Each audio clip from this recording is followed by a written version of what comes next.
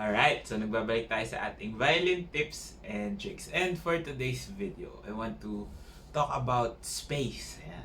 How much space do you really need when you're trying to practice, when you're trying to play your instrument? Especially in our setups right today, di ba? Katulad ko, I teach dito sa studio, tapos online yung setup. So we have a camera, tapos may desk and everything. How does that affect your playing, no? Nakaka-apekto ba yung space na ginagalawan mo with your playing, and how you could actually effectively maybe reorganize or change the way your room looks and feels para mas madali ka makatugtog. Okay, so first of all, just like on our previous video, we discussed about chairs. Ayan, so kung maayos na yung chair mo, kailangan naman maayos din yung space. Space in a sense that when you are playing a stringed instrument specifically, sobrang laki nung makakain niyang space in front, beside, and even behind you. Diba? So, when I'm on my playing position, I take up at least 2 feet of space. Diba? Yung violin mo pa lang, around 23-24 inches na if you're playing with a full-sized instrument. So, ang laki na agad nung nakakain niya. Yung bow natin, mahaba din siya, di ba? So around, I don't know, 26 to 30 inches depending on the size. So mahaba yung kinakain niyang space in front, beside, and even sometimes behind, no? Sometimes may mga ganung motion na hindi natin naiiwasan na kailangan nating gawin. And the space that you are moving around, or ito yung proximity na to, should always be clear. Okay? Hindi pwedeng kunwari may nakaharang dyan, like for example kung may music stand beside you na tinatamaan mo, no?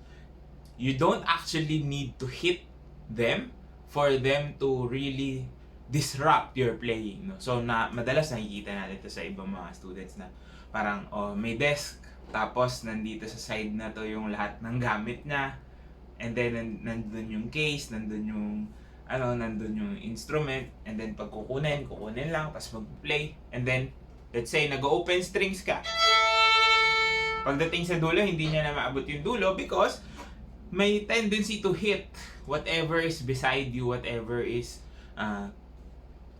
there on top of your table or on top of your desk, diba? Even though you're not hitting it, parang nagkakaroon na ng sariling barrier yung katawan natin, no? So your proximity should always be clear of anything that could affect your playing. So what those things can even range from like yung armrest ng chair, no? Or for example, a music stand right in front of you, kailangan tanggalin mo yun. Make sure na hindi siya makaka-disrupt in your movement and in your motions. So what I try to do is I stretch my hands, no, sa harap tsaka sa likod. So I think this would be enough space for you to move around in, no? Especially if you're seated. No, even sa taas, no, kung masyado mababa din yung ceiling, your bow can hit the ceilings. So make sure lang kung mababa yung ceiling ng area mo, lower down your chair, or if you're playing standing up, I think it would be better if you sit down, no? So lahat 360 degrees, hindi lang yung nasa harap, hindi lang yung nasa side. Sometimes even your ceilings, even the floor, the light, kung ano man yung mga pwedeng makadisrupt. Why? Because it will limit your range of motion, and we know how important your range of motion is when it comes to playing, di ba? Hindi lang naman siya kailangan konti lang. Kasi if we limit ourselves, let's say for example, if you're just doing open strings, tapos hindi mo nasi-straighten yung kamay mo because you're going to hit something beside you, no? Let's say nag-open string ka sa G, tapos hanggang dito lang yun. So yung sound na mapoproduce mo is less. Versus if you can go to the end, diba? Magiging iba yung ataken, nag-iiba yung quality ng sound, the volume, it goes louder because again, you're using much of your motions, no? Hindi ka constricted, you're not being controlled by the environment. So maybe if you're in a small room, try to rearrange your stuff, no? Kung nakatayo ka, if you're playing standing up, make sure that you're not going to hit anything beside you or around you.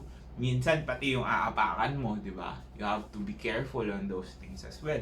And then you could also just clear out the way for like create a playing position for your room. For example, sa gitna, wala masyadong gamit. So, doon ka magpe-play. Set up your music stand in front.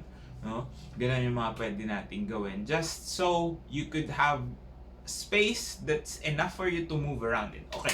Now, when you're standing up, you can take up more space. No? You can actually, some people try to walk around while playing. No? Well, that's perfectly fine as long as hindi ka mahirapan, hindi ka madadapa, no? You can move forward, you can walk back, you can go side to side. You're taking up this space, but just make sure na yung surroundings, you won't hit anything, or even just the fact that may feeling ka na tatamaan mo, it could already affect your playing. So, again, just have to reiterate that your space, whether there's a ledge, no? Try to find a workaround. Mahirap nga talaga, especially if you're based at home, no? There are certain things you can't really move around. Like, for example, kung nakafix yung desk mo dun sa part na yun ng kwarto mo, tapos you're having lessons there, no? That would be hard, no? Hindi mo siya magagalaw. So, another advice I could give is move the camera, no? If you can move your camera away, or move it to the other direction. Kasi when we're playing in front of a camera, di ba, pag nagle-lesson tayo, we don't really want to be directly in front. Kasi wala na makikita yung teacher mo. But you would want to be here, sideways. Di ba? Now, when you are sideways, may tendency rin na tamaan mo yung screen, no?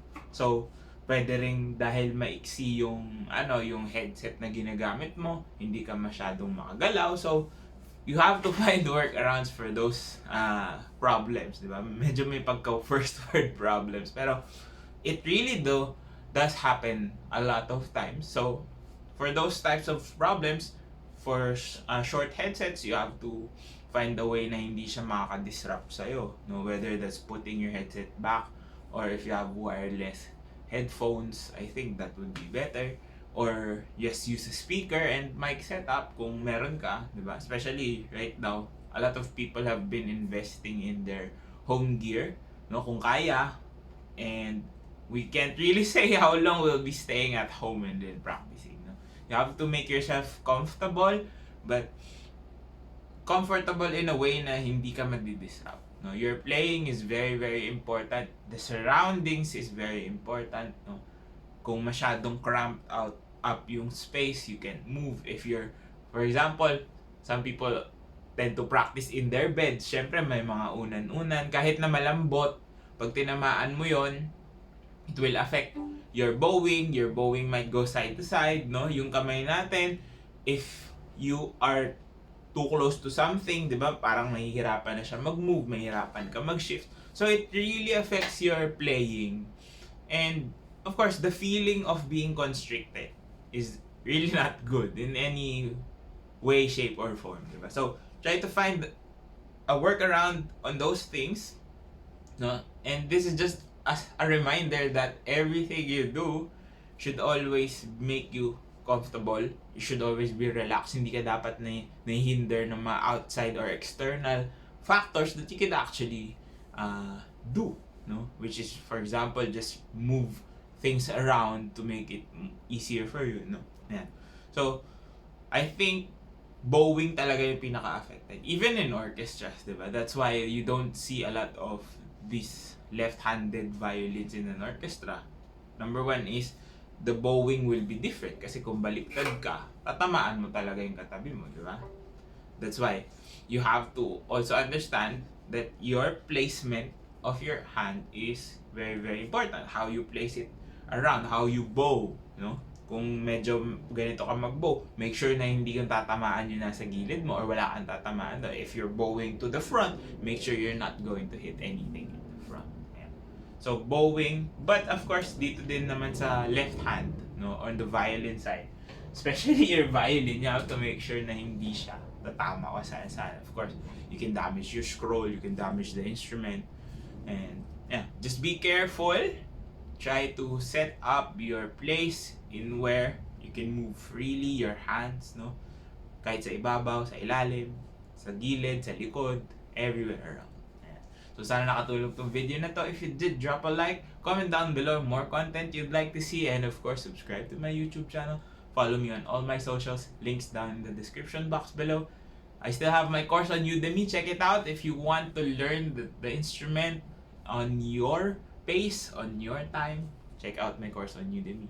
Links down in the description box. This has been Ryan Monakil for Violin Tips and Tricks, and I'll see you on the next video.